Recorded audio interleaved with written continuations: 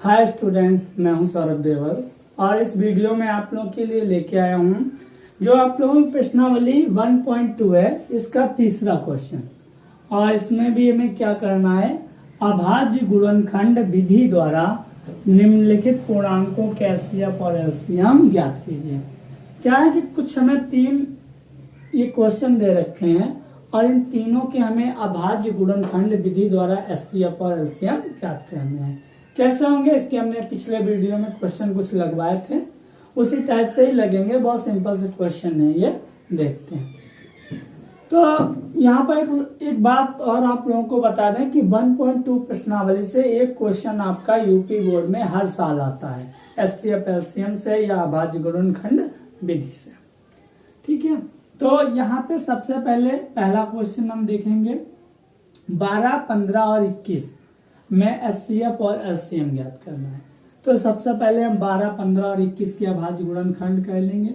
तो 12, 15 और आपका 21 इनके अभाज्य गुणनखंड करो। इसे 2 से 2 छंग 12, 2 3 6, 3 एकम 3, 3 से 3 15, 5 एकम 5 और ये 3 से विभाजित होगा। 3 7 21, 7 एकम 7। तो आपके 12 के जो अभाज्य गुणनखंड आए हैं वो कितने आए, 2 गुणे 2 गुणे 3। और जो 15 के अभाज्य गुणनखंड है वो क्या है, 3 गुणे 5। और जो 21 के हैं वो कितने हैं, 3 गुणे 7। ठीक है, तो यहाँ पे एचसीएफ चाहिए हमें किसके, 12, 15 और 21 का। तो एचसीएफ में हमने बताया था क्या होता है कि जो तीनों में कॉमन है, 2 संख्याएं थी तो 2 में कॉमन देख रहे थे, यहाँ पे 3 संख्याएं हैं तो 3 में कॉमन देखेंगे। और तीनों में क्या कॉमन है, देखो इसमें भी 3 है, 3 है और इसमें भी 3 है। तीनों में 3 संख्या जो है वो एक बार कॉमन है, तो आपका एचसीएफ जो आ जाएगा वो 3 आ जाएगा। ठीक है, अब एलसीएम कैसे निकालेंगे, देखो तीनों में 3 तो एक बार कॉमन है, ये तो आपका आ ही जाएगा। इसके बावजूद आपका 2 आपका कितनी बार, अभी 2 बार काया हुआ है लिखा है, तो इसे भी लिख लेंगे। फिर 3 आ चुका है, 2 आ चुका, 3 आ चुका और अब आपका 5 और फिर आपका 7। अगर हम इनकी गुणा कराएंगे कितना आएगा, 5 7 35, 35 दूनी 70 दूनी 140, 3 420। तो जो हमारा 12, 15 और 21 का जो एचसीएफ आया है वो 3 और जो एलसीएम आया है वो 420। ठीक है, ऐसे ही हम दूसरा क्वेश्चन देख लेते हैं और इसमें क्या है, 17, 23 और 29 का एचसीएफ और एलसीएम ज्ञात करना है। तो आप लोगों को पता है कि 17, 23 और 29 कैसी संख्याएं, अभाज्य संख्याएं हैं। और अभाज्य संख्याओं में क्या होता है, उनके कोई भी अभाज्य गुणनखंड नहीं होते, केवल वो अभाज्य जो संख्याएं होती हैं वो स्वयं से और 1 से विभाजित होती हैं। तो जो तो आपका क्या है कि 17, 23 और 29 है कैसे संख्याएं, ये अभाज्य संख्याएं हैं। और अभाज्य संख्याएं क्या होती हैं कि जो संख्या 1 या स्वयं से विभाजित होती है उन्हें हम अभाज्य संख्या कहते हैं। तो इनके अभाज्य गुणनखंड कोई हो ही नहीं सकते एक और स्वयं के अलावा। तो आपके क्या होगा, 17 को हम लिख सकते हैं 17 गुणे 1।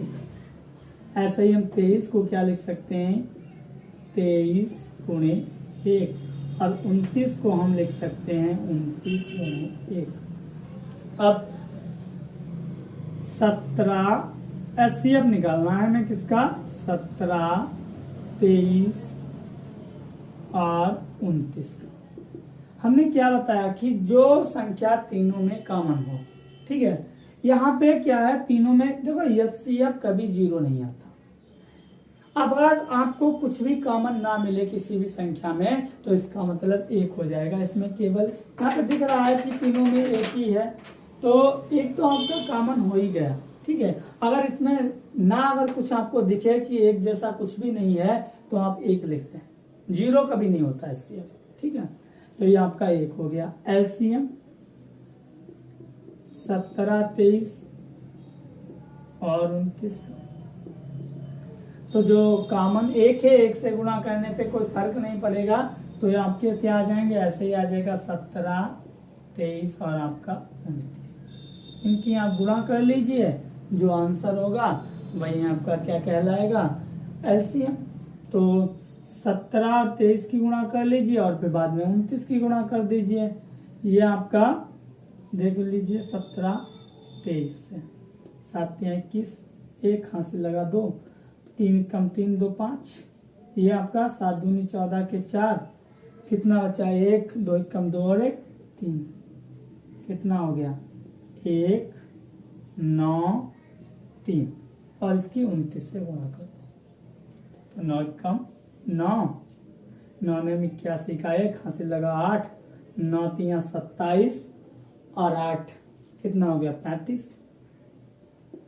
यहाँ 2 कम 2, तो नेम 18, आपका कितना आ गया 1 3 दूनी 6 और 1 9 3 8 5 13, ठीक है 8 और 5 13 के 3 हासिल लगा 1 7 3 10 और 11, तो ये हो जाएगा 11,339।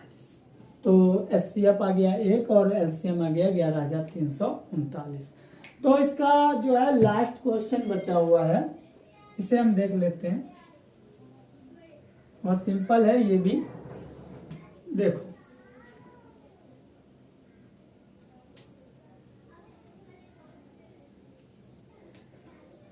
तो यहाँ पे 8 है, इसे हम रफी कर देते हैं।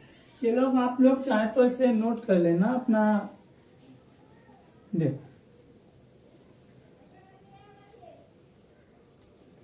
देखो यहाँ पे क्या है 8, 8 के गुणनखंड करो 2 से, 2 चक्कू 8, फिर 2 से, 2 दूनी 4, 2 एकम 9 के 3 3 9, 3 एकम 3, और 25 के 5 से 55 25 एकम 5। तो जो 8 के आवाज गुणनखंड आ गए 2 गुणे 2 गुणे 2, और जो 9 के आए हैं वो 3 गुणे 3, और जो 25 के हैं वो कितने हैं 5 गुणे 5।